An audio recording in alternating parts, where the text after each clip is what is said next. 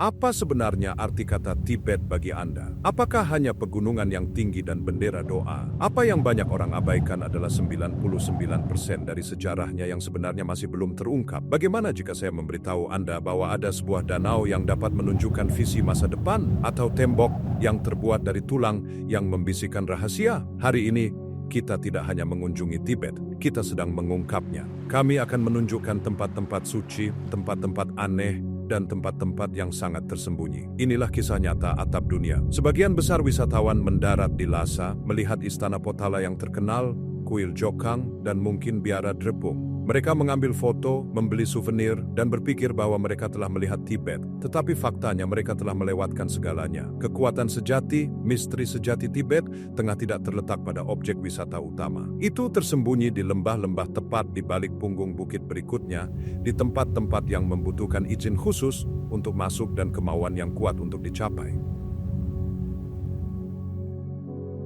Perjalanan kita dimulai hanya dengan perjalanan mobil singkat dari kota, tetapi terasa seperti 1000 tahun yang lalu. Kita menuju utara Lhasa, meninggalkan jalan beraspal, van berderak di jalan kerikil, menanjak semakin tinggi. Udara menjadi lebih tipis. Kita menuju tempat yang disebut biara Tsurfu. Ini bukan hanya biara lain. Ini adalah jantung dari salah satu aliran utama Buddhisme Tibet, Karma Kagyu. Terletak di lembah tersembunyi, dikelilingi oleh pegunungan terjal dan gundul. Ketika Anda melihatnya untuk pertama kali, itu membuat Anda terengah-engah. Dan bukan hanya karena ketinggian yang lebih dari 14.000 kaki. Biara ini sangat besar. Percikan warna putih dan emas kontras dengan pegunungan cokelat. Bendera doa tersebar di mana-mana, ribuan bendera berderak dan berkibar tertiup angin, suaranya konstan seperti sungai bisikan. Tempat ini didirikan pada tahun 1189. Secara halus, tempat ini telah menyaksikan banyak sejarah. Bagi wisatawan, ini adalah dunia yang berbeda. Anda tidak akan menemukan toko souvenir di sini. Anda mungkin menemukan wisma kecil yang dikelola oleh biara. Jangan berharap kenyamanan. Kita berbicara tentang lantai beton, kamar mandi bersama di ujung lorong,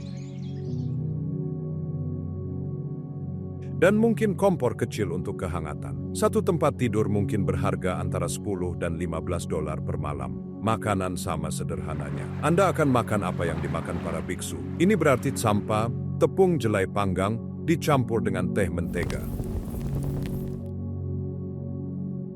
Tehnya asin, tidak manis, dan merupakan rasa yang didapat. Tapi itu hangat dan penuh energi yang Anda butuhkan di sini. Di dalam aula utama, udaranya padat. Baunya seperti lampu mentega yang menyala dan dupa kuno. Gelap dan mata Anda membutuhkan waktu semenit untuk menyesuaikan diri. Kemudian Anda melihatnya, patung Maitreya yang menjulang tinggi, Buddha masa depan. Itu masif. Membentang beberapa lantai. Tapi inilah yang menakjubkan. Rahasia sejati Tsurfu tidak ada di aula utama. Para peziarah, Anda lihat, berbisik tentang hal lain. Penduduk setempat menceritakan sebuah kisah. Mereka mengatakan jauh di bawah tanah, di bawah kuil utama, ada ruang tersembunyi. Ruang ini berisi relik Karmapa yang pertama kali pendiri biara. Dan ceritanya mengatakan bahwa selama bulan purnama, relik-relik ini bersinar. Mereka memancarkan cahaya mereka sendiri, cahaya lembut dan hangat yang tidak ada hubungannya dengan lampu. Dikatakan bahwa hanya biksu tertinggi yang tahu jalan masuk, dan mereka melakukan meditasi rahasia di sana, bermandikan cahaya relik. Itu sebuah kisah, bukan? Tetapi di sini, pada 14.000 kaki, dengan angin menderu di luar, Anda mulai bertanya-tanya. Dari tempat relik yang bersinar, jalan kita sekarang mengarah ke tempat di mana perpisahan terakhir terbang. Jika Tsurfu menyimpan rahasia kehidupan, pemberhentian kita berikutnya menghadapi kenyataan dari apa yang datang setelahnya. Kita melakukan perjalanan ke tempat yang disebut Biara Drigung Til. Ini bertengger di lereng bukit yang curam. Untuk sampai ke sana, Anda harus mendaki. Tangga curam dan udaranya tipis. Banyak orang ingin melihat tempat ini, tetapi ini adalah perjalanan yang sulit. Biara itu sendiri menakjubkan. Terlihat seperti direkatkan ke sisi gunung. Bangunannya adalah labirin dinding putih dan kayu yang dicat merah. Mural di dalamnya berusia ratusan tahun dan menunjukkan dewa dan setan dalam warna-warna cerah. Tetapi apa yang tidak dikatakan siapapun kepada Anda adalah mengapa biara ini begitu terkenal. Bukan karena seninya, itu karena apa yang terjadi tepat di atas. Drigung Til adalah rumah bagi salah satu platform penguburan langit yang paling terkenal di seluruh Tibet. Sekarang, ini adalah topik yang sangat sensitif. Bagi orang Tibet, tubuh hanyalah sebuah bungkus. Setelah seseorang meninggal, jiwa telah pergi. Tubuh kosong. Jadi mereka mempraktikkan tindakan amal terakhir. Mereka menawarkan tubuh kembali ke alam untuk memberi makan burung nasar. Ini adalah hal yang sulit dipahami oleh orang luar. Turis dengan tepat tidak diizinkan untuk melihat. Ini adalah ritual pribadi dan sakral. Tetapi Anda dapat melihat platform dari kejauhan. Itu adalah area yang luas dan datar di gunung. Menghadap ke dataran luas di bawah, Anda dapat melihat burung nasar besar yang dikenal sebagai griffon terbang di langit. Biara ini didirikan pada 1179. Praktik ini sudah kuno. Kisah yang tidak diketahui di sini bukan untuk yang lemah hati. Penduduk setempat berbicara tentang seorang biksu di abad ke-12. Dia sedang melakukan ritual. Saat dia melantunkan, cerita berlanjut, dia mulai melayang. Dia melayang beberapa kaki di atas tanah. Mereka mengatakan bayangannya tertinggal, terukir di sepotong batu tebing. Para peziarah yang melakukan pendakian yang sulit ke biara mencari batu ini. Mereka menjiplak garis besar bayangan itu, percaya bahwa itu memberi mereka berkah melawan kelahiran kembali yang buruk, cara untuk memahami bahwa hidup itu sementara. Bayangan di atas batu adalah hal yang aneh. Tetapi selanjutnya, kita menemukan tempat di mana legenda meninggalkan lebih dari sekadar bayangan. Perjalanan kita berikutnya membawa kita ke Drakyerpa. Ini bukan hanya satu bangunan.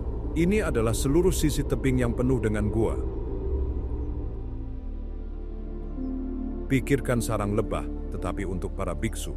Tempat ini berada tepat di utara Lhasa, tetapi sekali lagi, rasanya seperti planet lain. Anda mendaki jalan setapak yang curam, dan Anda mulai melihatnya. Bukaan kecil di batu, ini adalah gua meditasi. Ada lebih dari 30 di antaranya. Beberapa kecil, cukup besar untuk diduduki satu orang, yang lain lebih besar, diubah menjadi kapel kecil, dengan patung dan persembahan di dalamnya. Kisah di sini sungguh menakjubkan. Mereka mengatakan Guru Rinpoche yang agung, pria yang membawa Buddhisme ke Tibet pada abad ke-8, bermeditasi di sini. Raja Songtsen Gampo, Raja Besar Tibet yang pertama, juga menggunakan gua-gua ini. Anda dapat berjalan di Kora, jalan suci, di sekitar tebing, sunyi. Anda mungkin melihat domba biru liar berayun di atas batu. Ketinggiannya tinggi sekitar 13.000 kaki. Ada juga mata air suci di sini. Airnya sangat dingin, tetapi orang-orang percaya itu memiliki kekuatan penyembuhan. Mereka memercikkannya di wajah mereka dan mengisi botol untuk dibawa pulang. Anda tidak akan menemukan hotel di sini. Kebanyakan orang datang untuk perjalanan sehari. Anda dapat membeli mie instan dan air panas di kedai teh kecil di bagian bawah.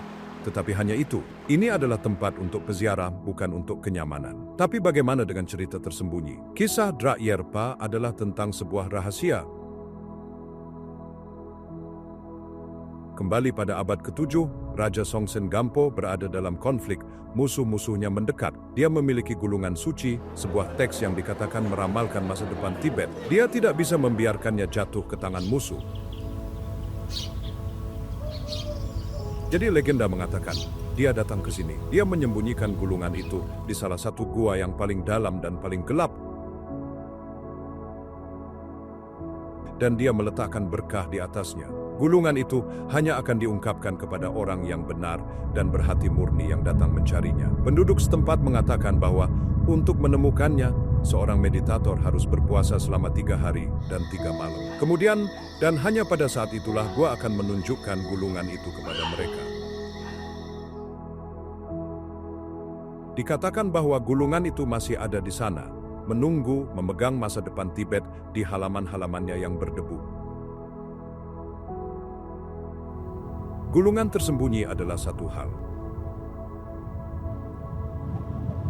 Tetapi bagaimana jika Anda bisa melihat masa depan di danau? Kami meninggalkan gua di belakang dan menuju ke tempat misteri yang lebih dalam. Inilah petapaan Ritro. Tempat ini adalah permata tersembunyi yang nyata. Ini adalah retreat kecil di dekat Lhasa, tetapi sangat sulit dijangkau. Anda harus mendaki selama beberapa jam, langsung menaiki gunung. Petapaan ini, dari abad ke-14, adalah tempat favorit bagi para Dalai Lama ketika mereka ingin menjauh dari dunia dan bermeditasi dengan damai. Anda tidak akan menemukan aula besar di sini.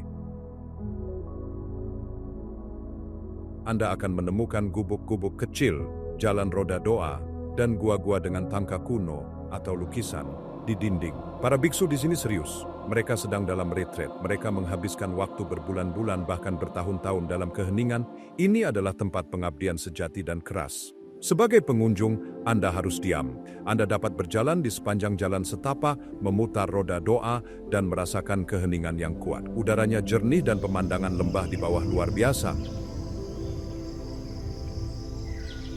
Kisah tersembunyi di sini adalah tentang mukjizat. Cerita mengatakan bahwa Dalai Lama kelima, orang yang membangun istana Potala, jatuh sakit parah. Tidak ada dokter di Lhasa yang bisa membantunya. Dia lemah dan orang-orang takut dia tidak akan bertahan. Mereka membawanya ke sini, ke Ritro. Dia bermeditasi di salah satu gua, dan dia minum air dari mata air tersembunyi, mata air yang hanya diketahui oleh para biksu. Dalam hitungan hari, dia sembuh. Penyakitnya telah hilang. Sejak hari itu, air dari mata air itu disebut eliksir penglihatan. Para biksu di sini menjaganya. Mereka percaya itu tidak hanya menyembuhkan tubuh, itu menyembuhkan pikiran. Mereka mengatakan bahwa jika Anda meminumnya, itu membantu Anda melihat kebenaran. Itu tidak untuk dijual. Itu diselundupkan setetes demi setetes oleh para biksu yang membawanya ke lama penting lainnya sebagai hadiah yang berharga, mata air yang menyembuhkan sangat kuat. Tetapi pemberhentian kita berikutnya adalah rumah bagi roh yang dapat meramalkan masa depan suatu bangsa. Pemberhentian kita berikutnya hanya setengah mil dari biara Drepung yang besar. Tapi itu adalah dunia yang terpisah. Inilah biara Nechung. Tempat ini terlihat berbeda. Lukisan di dinding tidak damai. Mereka intens. Mereka menunjukkan dewa pelindung Tibet. Ini adalah sosok yang kuat dan tampak marah, dikelilingi oleh api. Mereka adalah penjaga. Biara ini adalah rumah tradisional bagi oracle Nechung. Apa itu peramal? Itu adalah seorang biksu yang dilatih untuk menjadi wadah. Dikatakan bahwa roh pelindung Tibet memasuki tubuhnya. Selama berabad-abad, pemerintah Tibet tidak akan membuat keputusan besar tanpa bertanya kepada peramal terlebih dahulu. Peramal akan memasuki keadaan kesurupan, tubuhnya akan bergetar, dia akan mengenakan hiasan kepala yang besar dan berat. Dengan berat lebih dari 50 pon. Biksu lain harus menahannya. Dan dia akan berbicara dengan suara yang aneh, memberikan nubuat. Ini bukan hanya untuk pertunjukan, ini adalah urusan yang serius. Kisah tersembunyi itu modern. Dikatakan bahwa pada dekade 1950,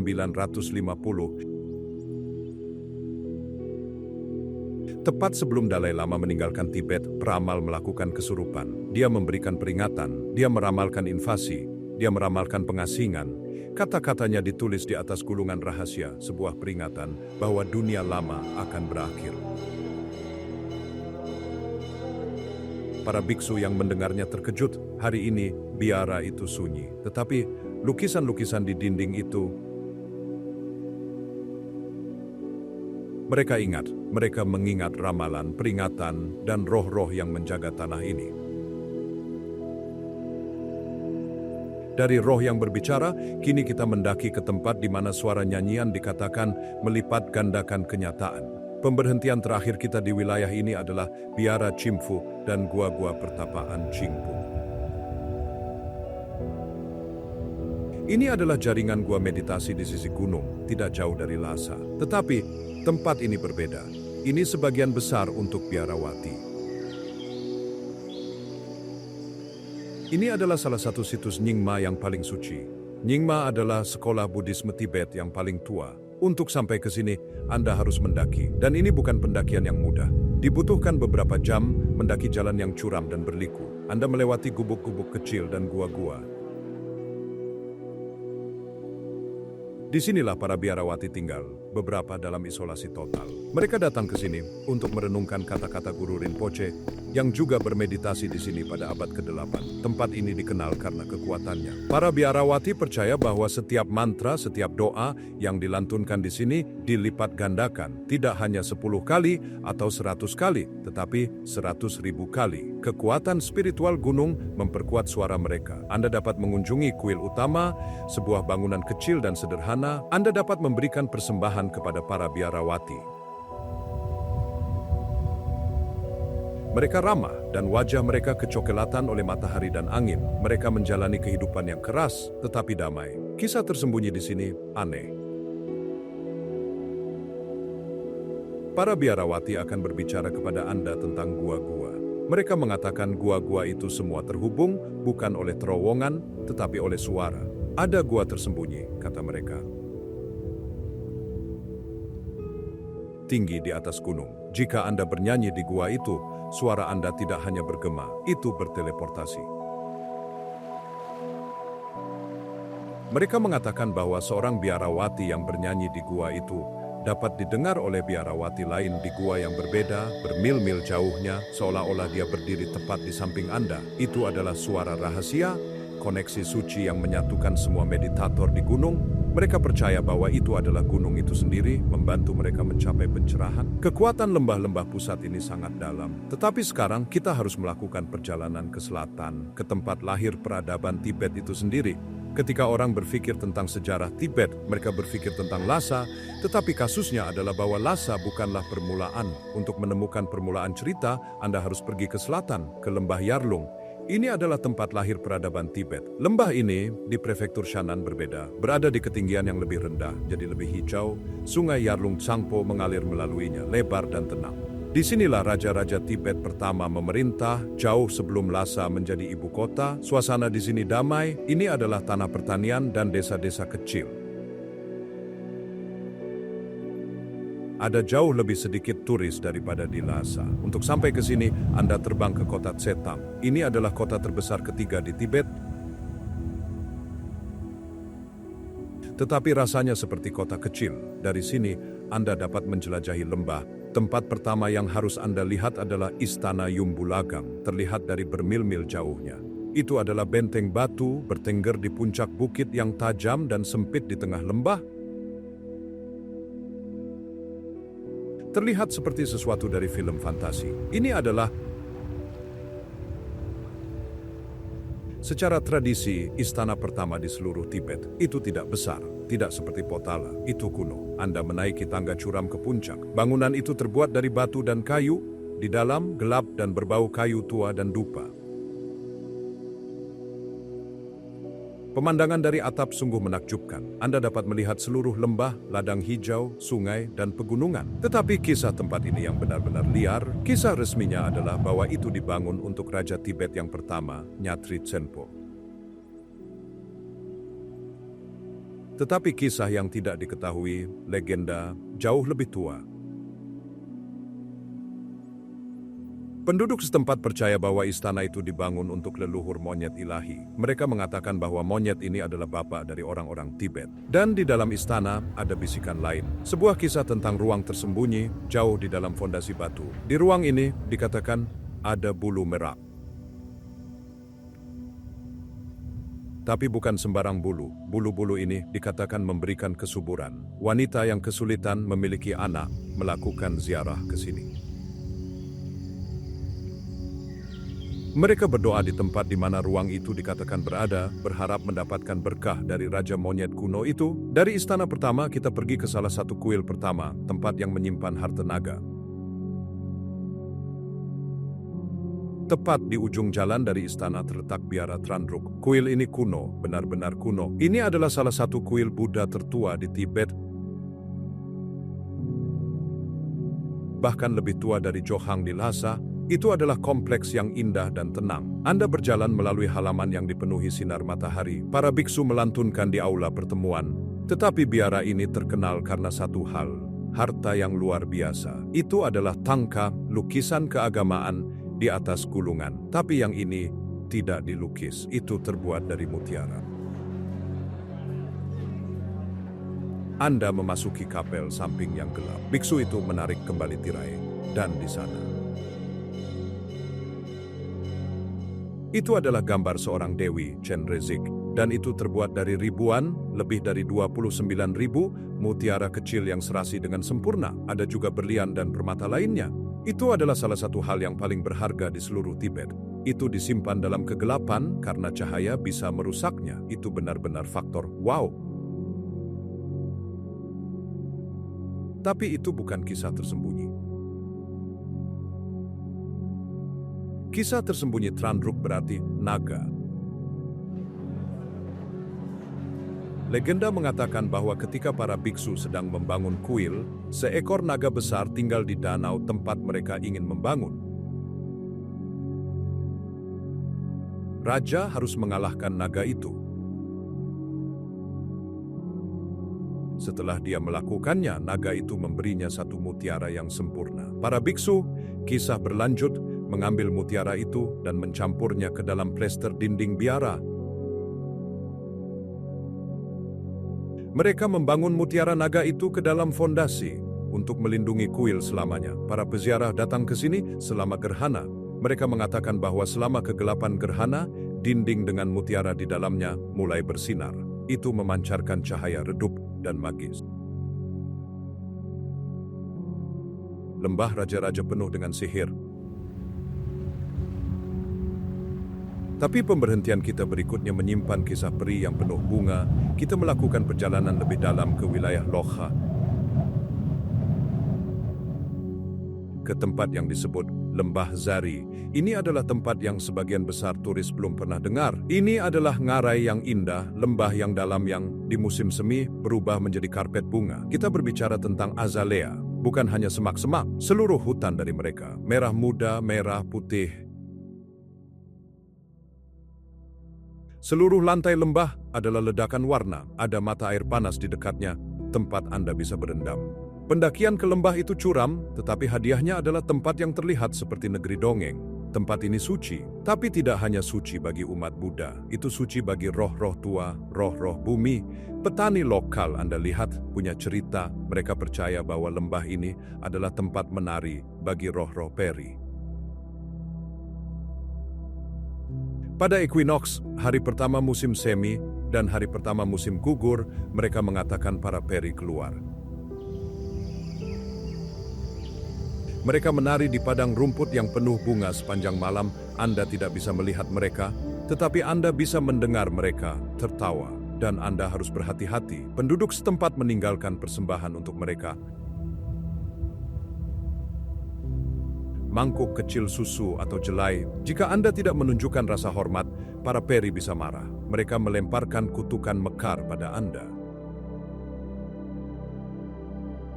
Itu adalah kutukan yang membuat tanaman Anda layu dan hewan Anda sakit. Jadi, Setiap orang yang tinggal di dekat lembah Zari tahu hormati bunga-bunga dan selalu hormati para peri adalah satu hal. Tetapi bagaimana dengan danau di mana bangunan yang tenggelam mengabulkan permintaan? Pemberhentian terakhir kita di wilayah ini adalah salah satu danau terindah yang pernah Anda lihat, Danau Pumayumko. Danau ini sangat besar, lebih dari 115 mil persegi, dan letaknya tinggi lebih dari 15.500 kaki. Itu diberi makan oleh lelehan salju gunung dan airnya berwarna biru cerah dan jernih. Pantainya adalah padang rumput, tempat para nomaden menggembalakan yak mereka. Itu adalah tempat surgawi dan damai. Tapi ada rahasia, ini bukan tempat wisata yang terkenal. Perlu perjalanan mobil yang panjang untuk sampai ke sini. Jalanannya kasar. Tetapi para peziarah datang. Mengapa mereka datang untuk kisahnya? Legenda mengatakan bahwa di dasar danau ini ada stupa yang tenggelam, sebuah bangunan suci. Anda tidak bisa melihatnya. Sebagian besar tahun itu tersembunyi oleh air yang dalam. Tetapi sekali setahun, pada hari tertentu di musim panas, dikatakan bahwa permukaan air turun dan puncak stupa itu sendiri terangkat keluar dari air. Para peziarah berbaris di pantai menunggunya. Kisah ini mengatakan bahwa jika Anda melihatnya dan hati Anda murni, Anda dapat menyentuhnya. Dan jika Anda menyentuh puncak stupa suci itu, Anda dikabulkan satu permintaan. Tetapi ada hasil tangkapan. Untuk meminta permintaan itu, Anda juga harus membuat sumpah. Sumpah keheningan yang rahasia. Anda harus berjanji tidak pernah memberitahu siapapun apa yang Anda minta. Jika Anda menyimpan rahasia itu, permintaan Anda akan terkabul. Rahasia Yarlung sangat dalam, tetapi sekarang kita harus melakukan perjalanan ke sisi lain Tibet, ke barat jauh. Tempat reruntuhan yang menghantui dan kerajaan yang hilang. Untuk sampai ke tujuan kita berikutnya, Anda harus berkomitmen. Kita akan pergi ke wilayah Ngari, barat jauh. Ini adalah bagian Tibet yang paling terpencil. Ini adalah dataran tinggi yang tinggi, kering dan kosong. Ketinggian di sini jarang turun di bawah 13.000 kaki. Perjalanan itu sulit. Kita berbicara tentang berhari-hari mengemudi dengan kendaraan berpenggerak 4 roda di jalan yang terkadang hanya jalan tanah. Mengapa datang jauh-jauh ke sini? Untuk hantu seluruh kerajaan. Kita akan pergi ke reruntuhan kerajaan Guge. Ketika Anda melihatnya untuk pertama kali, itu tidak terasa nyata. Itu adalah gunung dan sebuah kota telah diukir di dalamnya. Bayangkan sebuah bukit raksasa setinggi 1.000 kaki dari tanah kuning. Dan itu dihiasi dengan gua, terowongan dan bangunan sepanjang jalan dari bawah hingga ke puncak tempat istana raja pernah berdiri. Ini adalah kerajaan yang kuat. Ia memerintah di sini dari abad ke-10 hingga abad ke-17. Itu adalah zaman keemasan seni dan agama. Dan kemudian begitu saja ia menghilang. Kerajaan itu diserang oleh tentara penyerbu pada tahun 1600. Dan setelah itu, kota itu ditinggalkan. Hari ini, itu adalah kota hantu. Anda dapat mendaki melalui terowongan, gelap, dan Anda membutuhkan senter. Anda dapat menjelajahi rumah-rumah gua kuno, harta karun yang sebenarnya adalah kuil-kuil. Di dalam bangunan yang runtuh ini, dinding-dindingnya ditutupi oleh fresko, lukisan, dan lukisan-lukisan itu menakjubkan. Setelah ratusan tahun, warna-warnanya masih cerah. Mereka menunjukkan kehidupan Buddha dan mereka menunjukkan Raja dan Ratu Guge. Anda dapat menginap di wisma kecil di desa di bawah. Sederhana, tetapi pemandangan reruntuhan saat matahari terbit sangat sepadan. Matahari mengubah kastil-kastil tanah menjadi merah menyala. Kisah tersembunyi di sini gelap. Ketika kota itu ditinggalkan, kota itu diserahkan kepada belas kasihan angin. Pada dekade 1980, para penjelajah menemukan kerangka di gua-gua, kerangka orang-orang terakhir dari Guge, dan banyak dari mereka masih mengenakan perhiasan mereka, jimat emas, manik-manik pirus. Para nomaden lokal tidak mendaki ke sana pada malam hari. Mereka mengatakan hantu raja terakhir masih berjalan di aula istananya. Mereka mengatakan dia menjaga harta kerajaan yang disembunyikan di terowongan sebelum serangan terakhir. Mereka percaya dia melindungi emas dari penjara. Dan bahwa siapapun yang mencoba mencuri dari Guge akan terjebak di terowongan selamanya. Raja hantu itu menyeramkan, tetapi di dekatnya, seluruh hutan terbuat dari hantu. Hanya perjalanan mobil singkat dari reruntuhan Guge terdapat tempat yang terlihat seperti planet lain. Ini adalah hutan tanah liat Sada. Ini bukanlah hutan pohon, ini adalah hutan tanah. Selama ribuan tahun, angin dan air telah mengukir tanah lunak menjadi bentuk-bentuk raksasa dan aneh. Jarum, kastil, menara, ini adalah area yang luas, membentang bermil-mil. Itu adalah impian seorang fotografer. Saat matahari terbit, kastil tanah berwarna kuning lembut. Saat matahari terbenam, mereka menjadi merah dan oranye yang menyala. Anda dapat berkendara melalui beberapa bagiannya, di jalan yang berkelok-kelok di antara formasi raksasa. Sunyi di sini. Keheningan yang menghantui, tidak ada hotel, tidak ada makanan. Tidak ada apa-apa selain angin dan debu. Ini adalah perjalanan sampingan dari Gunung Kailash yang terkenal, yang berada di dekatnya. Banyak peziarah ke Kailash berhenti di sini untuk mengagumi pemandangan yang aneh. Tetapi para nomaden, mereka memiliki pandangan yang berbeda tentang tempat ini. Mereka tidak melihat hutan tanah liat. Mereka melihat hantu kerajaan Guge. Kisah lokalnya adalah bahwa setiap bentuk ukiran angin ini, setiap jarum ini, adalah roh yang terperangkap dari prajurit atau warga Guge kuno. Mereka mengatakan angin adalah suara mereka yang meratap, masih berduka atas kerajaan mereka yang hilang, dan mereka punya peringatan, jangan sentuh formasi itu. Mereka percaya bahwa jika Anda menyentuh salah satu kastil tanah, terutama saat senja, Anda akan memanggil sebuah penglihatan. Anda akan melihat istana raja yang hilang, Anda akan melihat para prajurit, para penari, para biksu. Anda akan melihat kerajaan hantu itu hidup kembali. Dan, kata mereka, Anda mungkin menyukainya begitu banyak, sehingga Anda tidak akan pernah pergi. Dari hantu tanah, kita melakukan perjalanan untuk melihat seni hantu dari era yang berbeda. Wilayah Ngari sangat luas dan penuh dengan rahasia. Pemberhentian kita berikutnya sangat terpencil, sangat sulit ditemukan, sehingga hampir tidak ada yang pernah mendengarnya. Ini adalah Gua Piang dan Donggar. Ini adalah kompleks lebih dari 1000 gua yang digali di tebing. Gua-gua ini bahkan lebih tua dari kerajaan Guge. Apa yang ada di dalamnya? Seni. Lukisan gua. Lukisan-lukisan ini berusia lebih dari 1000 tahun dan tidak hanya Buddhis. Banyak dari mereka berasal dari agama Bon, kepercayaan kuno, dan pra-Buddhis Tibet. Gua-gua ini seperti Gua Ajanta di India, tetapi hampir sepenuhnya tidak diketahui. Gua-gua ini dilestarikan dengan sempurna karena tidak ada yang datang ke sini. Untuk sampai di sini, Anda memerlukan izin khusus, Anda membutuhkan pemandu, Anda membutuhkan jeep yang sangat-sangat tangguh.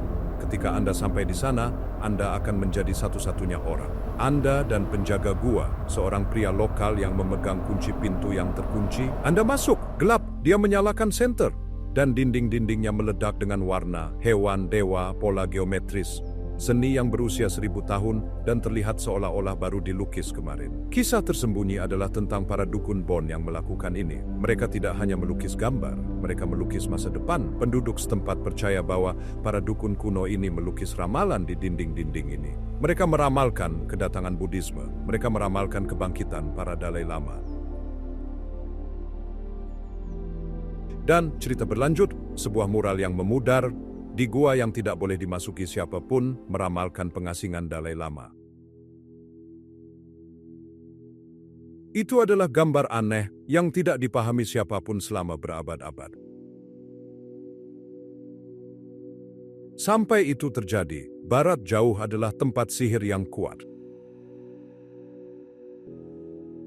Itu juga merupakan tempat penyembuhan, seperti yang akan kita lihat selanjutnya. Setelah perjalanan yang panjang dan berdebu, kita perlu istirahat. Kita menuju ke mata air panas Tirthapuri.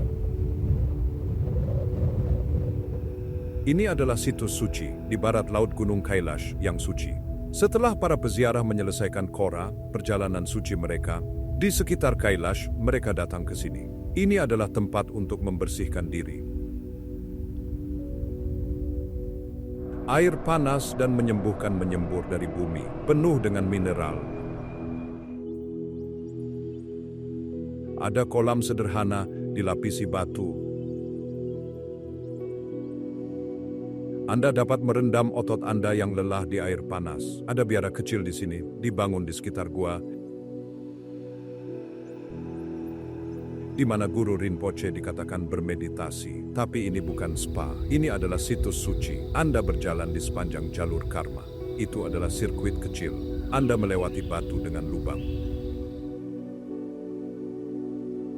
Mereka mengatakan bahwa jika Anda bebas dari dosa, Anda bisa merangkak melewatinya. Ini adalah tempat untuk ritual.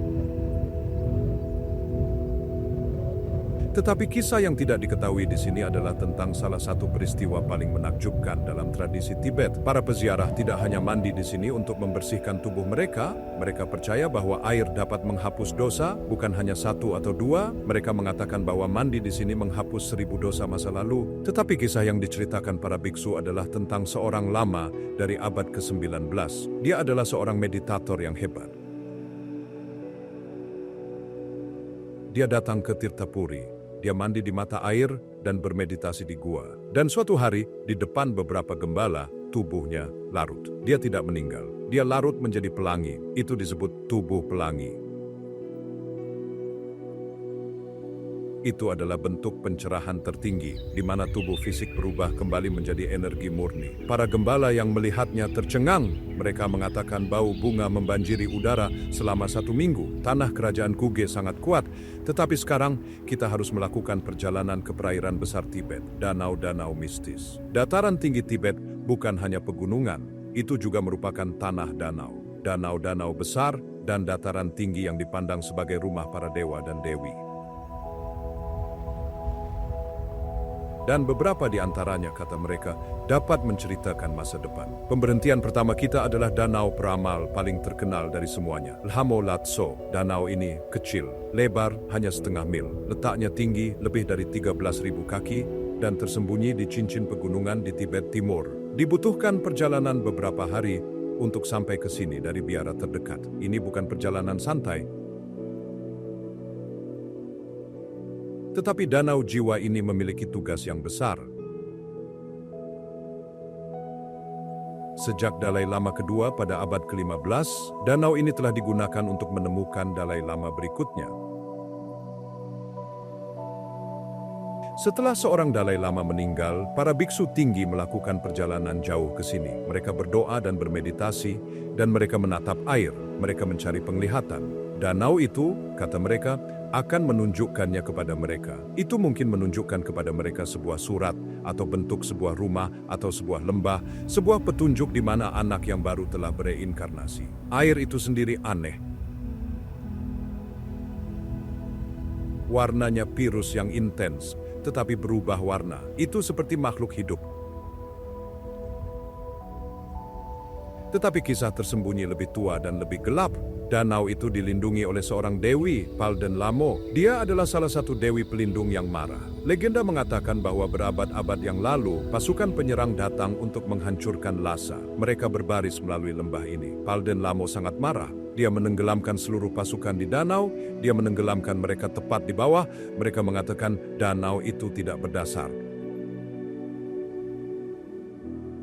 Dan inilah hal yang paling menakjubkan. Terkadang penyelam atau orang di pantai menemukan sesuatu. Sepotong baju besi kuno, helm yang berkarat, senjata yang rusak. Itu memicu legenda. Mereka mengatakan Palden Lamo masih memiliki pasukannya di dasar danau, di istana bawah lautnya. Danau yang menunjukkan masa depan sangat menakjubkan. Danau yang menyembunyikan pasukan menakutkan.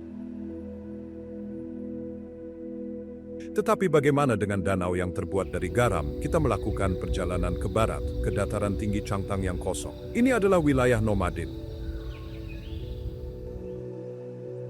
Itu adalah gurun dataran tinggi yang luas, dan di tengah-tengahnya kita menemukan Danau Chokar. Ini adalah danau garam, masa air payau yang aneh. Pemandangannya surreal, dataran tak berujung dan datar. Danau itu sendiri adalah campuran biru dan hijau. Tepi-tepinya putih dengan garam kering, tapi itu tidak mati. Tempat ini hidup. Ini adalah salah satu ekosistem danau garam tertinggi di bumi, hampir 15.000 kaki. Anda akan melihat kiang, keledai liar Tibet, berlari kencang dalam kawanan. Anda akan melihat bangau berleher hitam, salah satu burung paling langka di dunia. Mereka datang ke sini untuk berkembang biak, tidak ada hotel. Satu-satunya cara untuk tinggal di sini adalah berkemah. Pada malam hari, langit begitu cerah, rasanya seperti Anda bisa menyentuh bintang-bintang. Tidak ada polusi cahaya, keheningan mutlak. Tetapi para nomaden lokal punya cerita. Mereka mengatakan danau ini tidak kosong. Mereka adalah Bon, bukan Buddhis. Dan kisah mereka adalah tentang kuil yang tenggelam. Mereka mengklaim bahwa pada abad ke-10, sebuah kuil Bon yang hebat berdiri di pantai. Gempa bumi atau banjir menenggelamkannya. Itu masih di bawah sana. Dan mereka mengatakan bahwa selama gerhana matahari total, ketika bulan menghalangi matahari, permukaan air turun. Dan kuil itu muncul. Hanya selama beberapa menit, atap emas kuil Bon akan muncul. Dan kawanan burung, kata mereka, akan mulai bernyanyi. Mereka tidak berkicau. Mereka menyanyikan lagu-lagu perdukunan yang hilang, sebuah kenangan akan agama kuno. Dari Danau Garam, kita pergi ke danau yang begitu suci, sehingga merupakan makhluk hidup. Sekarang kita pergi ke Tangra Yumko. Ini adalah danau suci Bon lainnya. Ini, bagi agama Bon, adalah apa Gunung Kailash bagi umat Buddha. Itu berada di wilayah Shangxiong yang terpencil, jantung kerajaan Bon kuno. Danau ini berbentuk fajra, petir suci, airnya sebening kristal, dan dijaga oleh puncak-puncak yang tertutup salju. Matahari terbenam di sini dikatakan yang paling indah di Tibet, mengubah air menjadi merah muda yang intens dan berapi-api. Para peziarah datang ke sini untuk berjalan kora di sekitar danau. Itu adalah perjalanan yang panjang, memakan waktu berhari-hari. Ini adalah tempat kekuatan kuno yang dalam.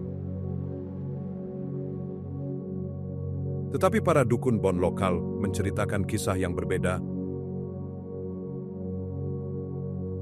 Mereka mengatakan danau itu hidup dan lapar. Mereka mengatakan danau itu menelan para peziarah yang tidak layak. Orang-orang yang datang ke danau dengan hati yang buruk atau yang telah melanggar sumpah mereka, danau itu mengambil mereka. Mereka mengatakan orang-orang hanya menghilang dari pantai. Itu adalah cerita yang menakutkan. Tetapi ada satu fakta aneh di sini. Pada dekade 1940, seorang penjelajah ada di sini. Dia adalah salah satu dari sedikit orang barat yang melihat danau itu. Dia mengambil foto, dan ketika dia mencetaknya, fotonya tentang danau itu memiliki cahaya yang aneh. Bola-bola bercahaya dan halus mengambang di atas air. Dia mengatakan itu hanya kilatan lensa, trik cahaya. Para dukun, mereka mengatakan itu adalah danau yang menunjukkan wajahnya yang sebenarnya. Danau yang menelan orang adalah satu hal. Tetapi bagaimana dengan danau yang membentang di dua dunia? kita menuju ke barat jauh ke danau yang begitu besar sehingga berada di dua negara yang berbeda, Pangong Tso. Danau ini terkenal sekarang karena sengketa perbatasan. Tapi lupakan itu, mari kita bicara tentang danau. Itu besar, hampir 100 mil panjangnya, tetapi sangat sempit seperti pita, dan ia memiliki rahasia. Ujung timur danau di Tibet adalah air tawar. Anda bisa meminumnya. Ujung barat danau di Kashmir adalah air asin. Air secara harfiah berubah dari tawar menjadi asin di tengah. Dan karena ini, danau terbagi. Ikan, mereka hidup di bagian air tawar. Mereka berenang ke garis pemisah, dan kemudian mereka berhenti. Mereka tidak akan menyeberang. Danau ini tinggi pada 14.000 kaki.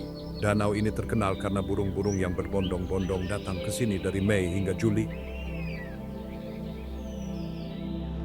Tetapi kisah lokal adalah tentang ikan. Mengapa mereka berhenti?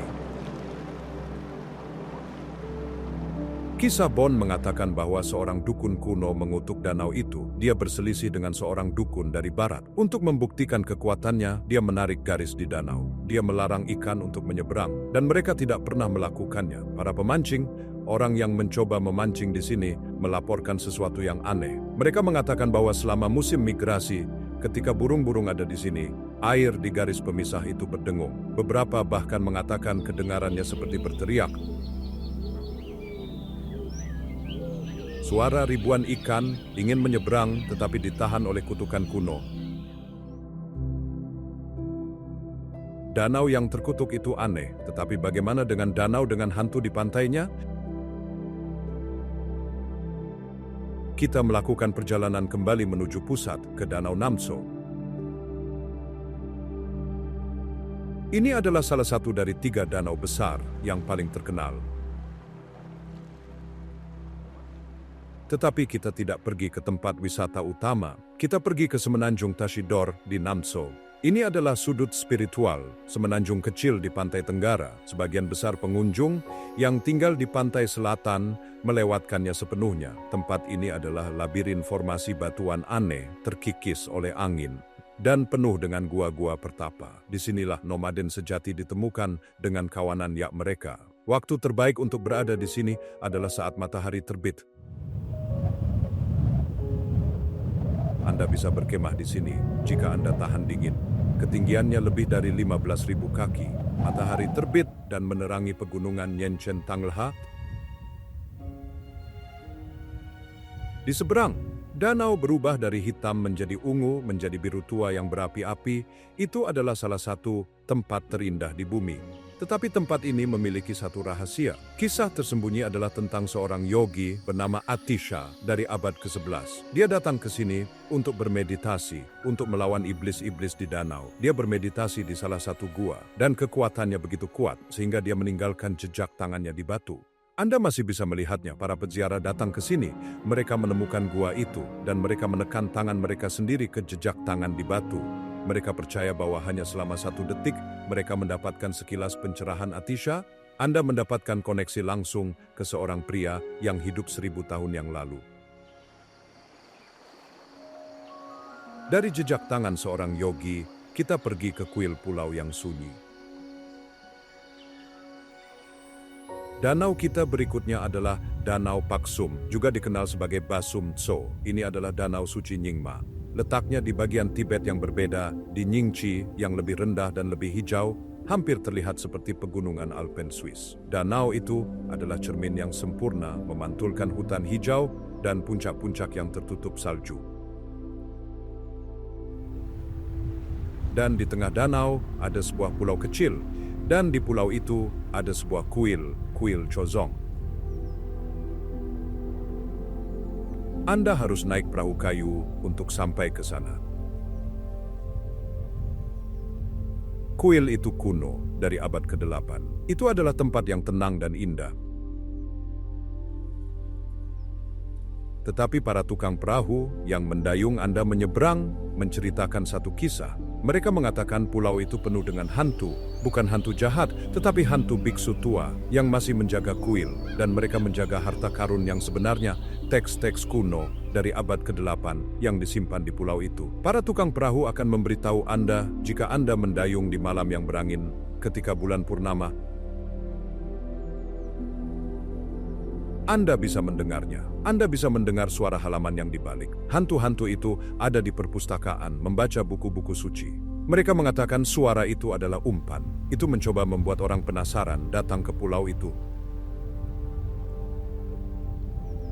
untuk melihat apa yang mereka jaga. Perpustakaan hantu adalah satu hal. Tetapi danau terakhir kita menampung biksu yang paling sepi di dunia. Ini adalah kuil Rituo. Itu tidak berada di danau besar tetapi berada di danau Yamdrok yang terkenal. Yamdrok adalah danau raksasa berbentuk kalajengking yang dilihat semua orang di jalan dari Lhasa ke Gyanse. Tetapi mereka tidak melihat ini. Anda harus berbelok dari jalan utama ke satu tepian kecil yang sunyi. Dan di sana, di sebidang tanah kecil yang menjorok ke air, ada satu kuil yang unik dan sunyi. Ini adalah Rituo. Kuil paling sepi di dunia. Mengapa? Karena hanya memiliki satu penghuni. Seorang biksu, dia adalah penjaga kuil.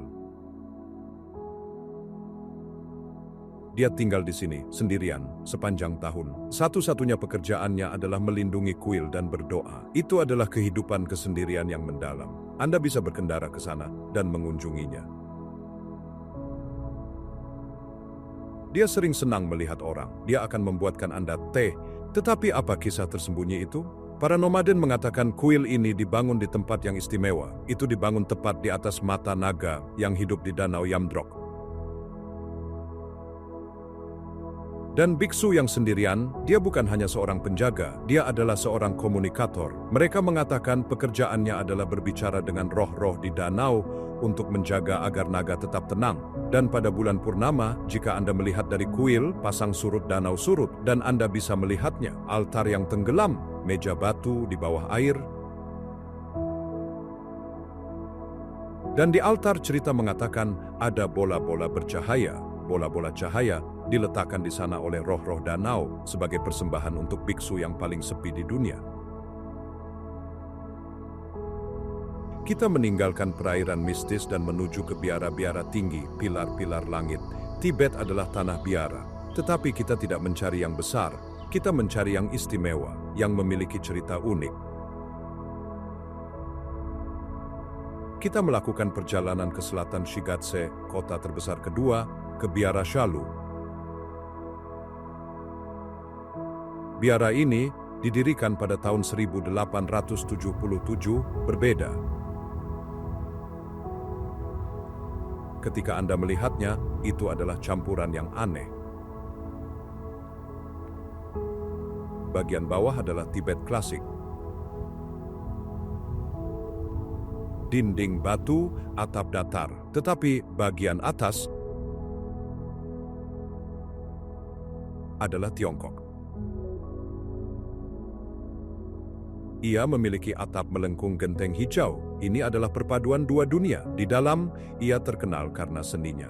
Mandala pasir, lukisan rumit, dan tangka besar dan berwarna-warni. Ini adalah pusat pembelajaran yang hebat pada abad ke-14. Seorang sarjana bernama Buton Rinchen Drap tinggal di sini. Dia pada dasarnya adalah seorang jenius. Dia mengumpulkan semua teks Buddhis dan menyatukannya dalam koleksi raksasa. Tetapi dia juga, menyukai hal-hal lain. Kisah tersembunyi Shalu adalah tentang alkimia. Cerita mengatakan bahwa Buton, sarjana hebat itu, juga mencoba menemukan ramuan awet muda abadi. Dia menulis teks tentang itu. Teks terlarang. Itu menggambarkan cara mencampur herbal dan mineral untuk menghentikan penuaan. Ini dipandang sebagai pengetahuan yang berbahaya, jadi cerita mengatakan dia menguburnya. Dia menyembunyikan teks alkimia di suatu tempat di dinding biara. Dan rumor terus berlanjut. Mereka mengatakan bahwa beberapa biksu terpilih, generasi demi generasi, telah mencoba menguraikannya. Mereka masih mencari ramuan itu, Mereka masih mencoba menemukan rahasia awet muda abadi tersembunyi di dinding Shalu. Dari awet muda abadi, kita pergi ke penglihatan 3 dimensi dari jalan menuju pencerahan. Pemberhentian kita berikutnya adalah di kota Gyanse. Ini adalah Kumbum Gyanse. Ini adalah salah satu bangunan paling menakjubkan di seluruh Tibet. Itu adalah stupa, monumen suci. Tetapi itu bukan hanya kubah, itu adalah mandala 3 dimensi setinggi 9 lantai. Apa artinya itu? Artinya Anda bisa masuk. Anda mulai dari bawah dan berputar ke atas, lantai demi lantai. Setiap lantai dan setiap ruangan adalah kapel yang berbeda. Total ada 76 kapel. Masing-masing penuh dengan patung dan mural. Mural-mural itu adalah campuran gaya Nepal, Tibet, dan Tiongkok. Bangunan ini dari tahun 1425, tingginya 37 meter, 121 kaki. Saat Anda naik, Anda berada di jalur suci. Anda secara simbolis berjalan di jalan menuju pencerahan. Ketika Anda akhirnya mencapai puncak, Anda dihargai dengan pemandangan panorama yang luar biasa dari seluruh kota dan benteng di atas bukit. Kisah tersembunyi di sini berasal dari masa yang lebih baru. Pada tahun 1904, pasukan penyerang Inggris melewati Gyanse. Terjadi konflik besar. Para biksu Kumbum tahu bahwa tentara mendekat. Mereka harus menyembunyikan harta terbesar mereka. Jadi mereka mengambil relik emas murni dan patung mereka yang paling berharga dan menyembunyikannya. Di mana? Di dalam dinding tebal stupa itu sendiri. Mereka menyegelnya. Para biksu terpaksa pergi. Bertahun-tahun kemudian ketika mereka kembali, beberapa tempat persembunyian telah terlupakan. Mereka mengatakan emas itu masih ada di sana. Dan mereka mengatakan bahwa jika Anda berdiri di kapel yang tepat pada hari yang tepat dan melantunkan, getaran suara Anda akan membuat emas yang tersembunyi itu berdengung. Anda dapat mendengar dentingan kecil di dinding. Dari stupa yang berdengung, kita pergi ke pusat pengetahuan kosmik. Kita melakukan perjalanan ke biara Mindroling. Ini adalah pusat Nyingma. Aliran lama. Biara ini telah menjalani kehidupan yang sulit, didirikan pada tahun 1600. Dihancurkan pada tahun 1718, dibangun kembali, rusak lagi, dibangun kembali lagi. Ini adalah simbol ketahanan. Tetapi Mindroling tidak terkenal karena perjuangan. Biara ini terkenal karena pemikiran. Ini adalah pusat besar untuk mempelajari astronomi, kalender Tibet, dan bahkan kedokteran. Para biksu di sini tidak hanya berdoa, mereka menghitung, mereka memetakan bintang-bintang. Biara ini juga terkenal karena dupanya. Resep dupa Mindroling adalah rahasia yang dijaga ketat, salah satu yang paling terkenal di Tibet. Tetapi kisah tersembunyi kembali ke kehancuran pertama itu pada tahun 1718. Biara itu hancur, para biksu tersebar, tetapi satu biksu telah menyelamatkan resep dupa itu. Dia mulai membuatnya. Dan ketika asap mengepul, dia mendapat penglihatan. Roh-roh pelindung biara tertarik oleh baunya, datang kepadanya. Mereka menunjukkan kepadanya di mana menemukan biksu lain. Mereka menunjukkan kepadanya cara membangun kembali. Cerita mengatakan dupa itu menghidupkan kembali biara. Dan sampai hari ini, ketika mereka menyalakan dupa istimewa itu, mereka percaya bahwa itu bukan hanya bau yang harum. Mereka percaya itu memanggil roh-roh pelindung kembali untuk mengawasi biara dan pengetahuan kuno mereka. Biara terakhir kita menyimpan 100.000 rahasia dan 1 rute pelarian. Kita kembali ke Gyanse, ke biara Palcho. Ini adalah biara tempat Kumbum berada. Biara ini istimewa karena tidak hanya untuk satu aliran. Itu menampung 3 aliran Buddhisme Tibet yang berbeda, semuanya hidup bersama, tetapi alasan utama ketenarannya adalah Kumbum, stupa 100.000 Buddha. Kita sudah membahas bangunannya, tetapi mari kita bicara tentang seni. Dikatakan bahwa ada lebih dari 10.000 mural di dalamnya. 10.000 lukisan Buddha, dewa, dan setan, itu adalah jumlah seni yang luar biasa, tetapi mural-mural ini memiliki satu rahasia. Kisah tersembunyi adalah bahwa para seniman kembali pada abad ke-15 membangun rute pelarian di dalam mural. Mereka tahu biara adalah target selama konflik. Jadi, di balik lukisan, mereka membangun lorong rahasia, pintu tersembunyi di dinding, terowongan di belakang patung. Rute-rute ini hanya diketahui oleh kepala biara. Cerita mengatakan bahwa pada tahun 1959, selama pemberontakan, satu biksu menggunakannya. Dia tahu biara dalam bahaya. Dia mengumpulkan kitab suci kuno yang paling berharga. Dia pergi ke mural spesifik dewa pelindung, dia mendorong mata dewa, pintu rahasia terbuka.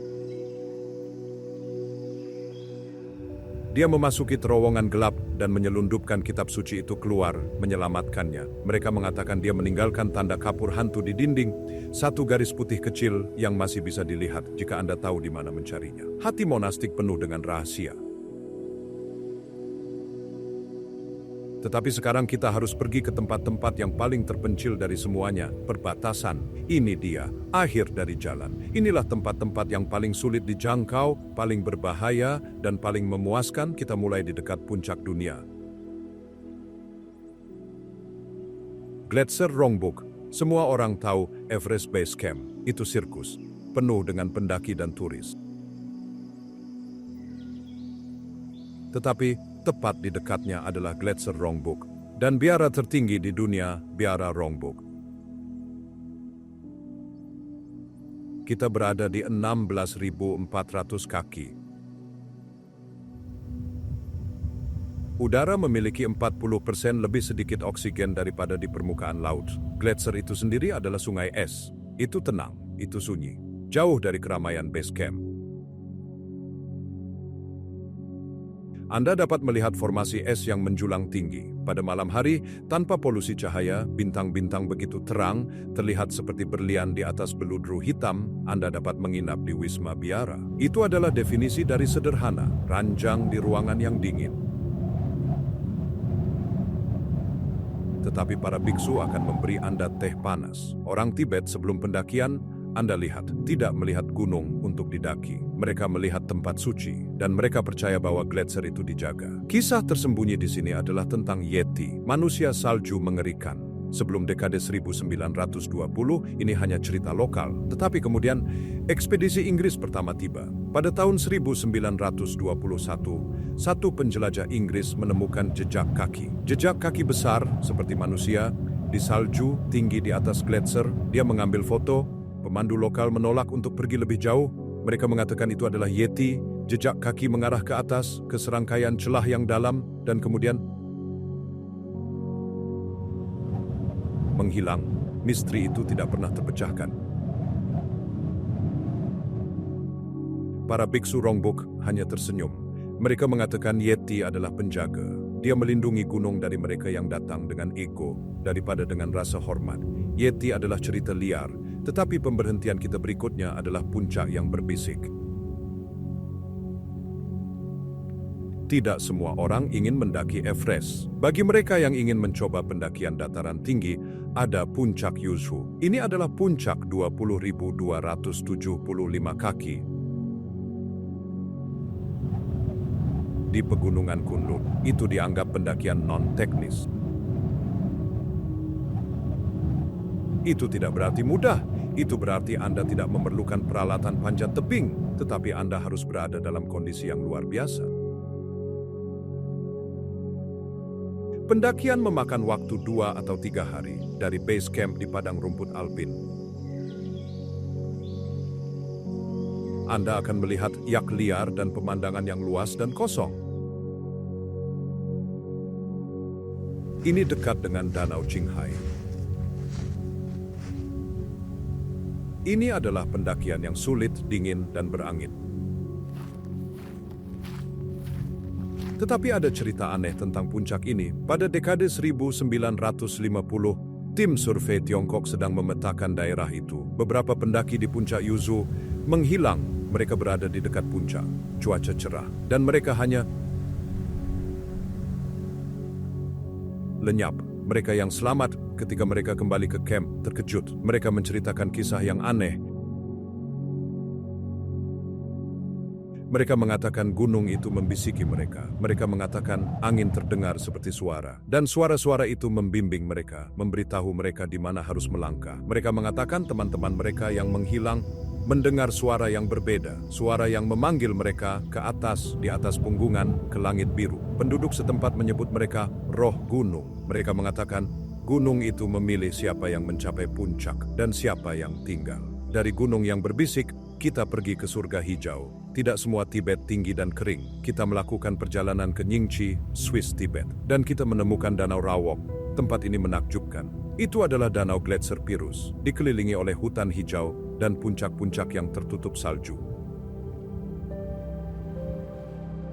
Terlihat seperti Canadian Rockies. Itu ada di rute pemandangan dari Lhasa ke Nyingchi. Danau itu adalah cermin yang sempurna memantulkan pegunungan. Itu diberi makan oleh Gletser Rawok. Ini adalah tempat untuk berhenti, bernapas, dan mengagumi keindahan. Tetapi nelayan lokal, mereka tidak akan memancing di sini. Mereka punya cerita. Mereka mengatakan berabad-abad yang lalu, seorang lama Nyingma dikejar oleh musuh. Dia memiliki teks suci, terma, teks harta karun dari guru Rinpoche. Untuk melindunginya, dia melemparkannya ke danau.